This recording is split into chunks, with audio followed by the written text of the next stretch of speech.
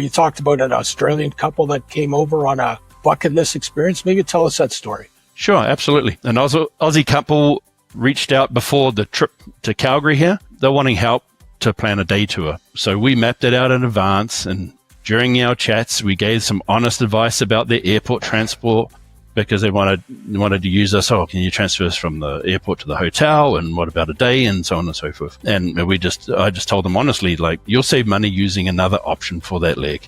That's not exactly what most people expect from a transportation company, but that kind of transparency is just how I roll. And because we're flying halfway around the world, I also sent them something critical, a short list of great local coffee shops, which according to them, that was the most important part of the trip planning. And frankly, I couldn't agree more. Flat whites are a big thing in Australia and New Zealand, so it was key to make sure that they had a touch of home when they came here to Calgary. Now that's where things got really interesting. So they arrived happy and ready for their vacation. However, their luggage didn't. Days went by, still no bags.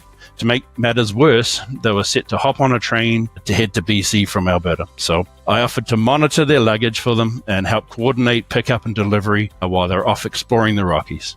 They didn't even have to ask. Jet-lagged, bagless, and just adjusting to what they jokingly called driving on the wrong side of the road, they were still able to relax because we had their sick. Thankfully, their luggage showed up on time. Had it not, they knew we're in their corner for them. For their sightseeing day, we paired them up with one of our best chauffeurs, who basically is like hiring a local tour guide with great stories and even better playlist. They had a brilliant day. They had their great coffee.